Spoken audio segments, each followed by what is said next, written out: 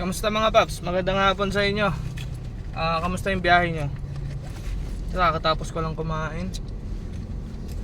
Inom muna tayo ng gamot. Sama ng pakiramdam ko. Grabe kasi kahapon, lakas ng ulan eh.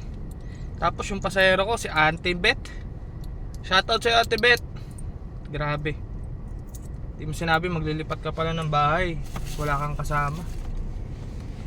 Pinuno yung sasakyan ko sa likod ng gamit, tsaka dito, tapos sumakay siya rito. Eh malakas yung ulan. Makati kami, no? Pag drop ko, sabi niya, tanong ko, te, sino kasama niyo, ma'am? Sabi ni Ate Beth, ay wala nga eh, pwede mo ba akong tulungan? Mag-add na lang ako. Eh yung pamasahe niya 280. Tinulungan ko.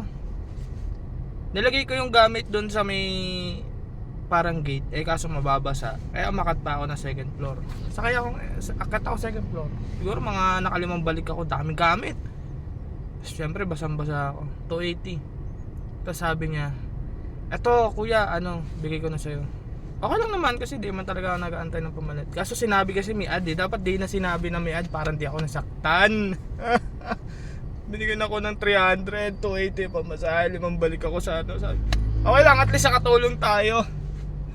Pero inabuso naman ni Ate Beth. Grabe ka Ate Beth. Yun lang mga paps, inom na akong gamot. Let's grind.